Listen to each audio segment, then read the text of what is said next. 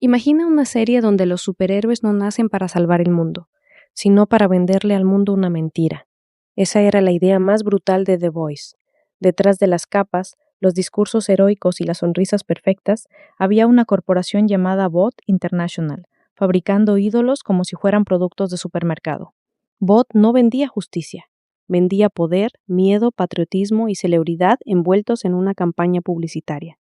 Y ahora, con Vought Rising, Prime Video quiere llevarnos al momento más peligroso de todos, no cuando el monstruo ya existe, sino cuando alguien descubre que puede crearlo, y además cobrar por él. Esta no es simplemente la precuela de The Voice, o al menos no debería serlo. Si la serie funciona, tendría que mostrarnos el nacimiento de una de las mentiras más grandes de ese universo, la idea de que los superhéroes de Vought fueron héroes antes de ser marcas. La historia viaja a los años 50, una época perfecta para esconder algo podrido debajo de una superficie impecable. Trajes elegantes, autos clásicos, familias sonriendo frente al televisor, anuncios patrióticos, oficinas llenas de humo de cigarrillo y esa fantasía americana de que todo estaba bajo control. Pero en el universo de The Voice, cuando algo se ve demasiado limpio, normalmente es porque alguien acaba de limpiar la sangre.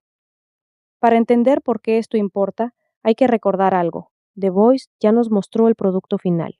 Homelander, una especie de Superman psicópata, convertido en el rostro más poderoso de Vought. Los Siete, una versión corrupta de la Liga de la Justicia, vendidos al público como salvadores, mientras detrás de cámaras eran escándalo, abuso, crimen y manipulación. Vought Rising no va a mostrar ese imperio ya terminado. Va a mostrar el primer molde. You know, if you're working on something. Y en el centro está Soldier Boy, interpretado otra vez por Jensen Ackles. Para quienes no lo recuerden, Soldier Boy era básicamente el Capitán América de este universo, pero sin la nobleza. Un símbolo militar, masculino, arrogante, violento, una figura que Vought vendió como héroe nacional mientras ocultaba todo lo que no servía para el póster.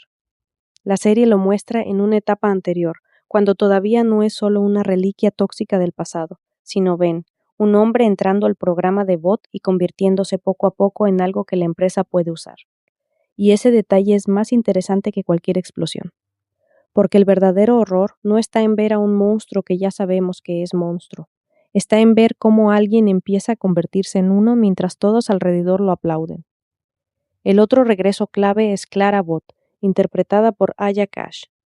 El público de The Voice la conoce como Stormfront, una de las villanas más incómodas de la serie, carismática, manipuladora, extremista y capaz de disfrazar una ideología horrible con una imagen moderna y seductora. Pero aquí aparece antes, conectada directamente con los orígenes de Vought. Y eso cambia el tono por completo. Porque si Clara está en el corazón de esta historia, entonces Vought Rising no está hablando solo de experimentos científicos, está hablando de ideología, de propaganda, de poder disfrazado de progreso, de una empresa que tal vez no se corrompió con el tiempo, sino que nació desde el principio con algo profundamente enfermo. Ese es el punto que puede hacer que la serie valga la pena. No necesitamos otra historia de superhéroes rompiendo paredes. Ya vimos demasiadas.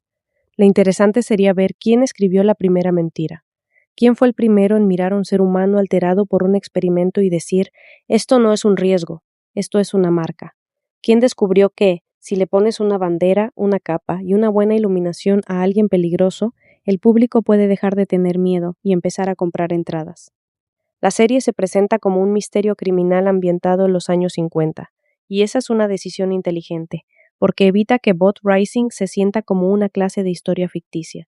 No se trata solo de explicar cómo empezó Vought, sino de entrar en una investigación, un asesinato, una conspiración, y una época donde los secretos no se filtraban por redes sociales, se enterraban en sótanos, laboratorios, archivos cerrados y acuerdos entre hombres que fumaban mientras decidían el destino de otros.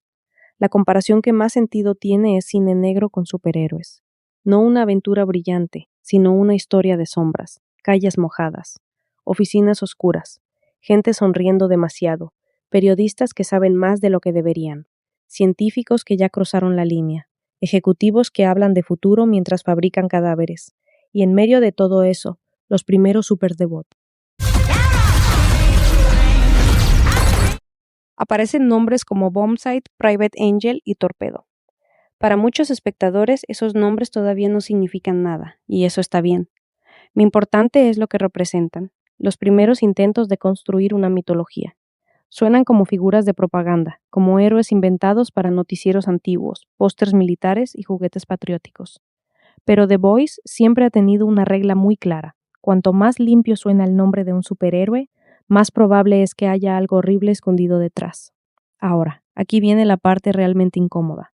Bot Rising puede ser el spin-off más importante de The Voice, o puede ser la prueba de que The Voice terminó atrapada en la misma maquinaria que criticaba.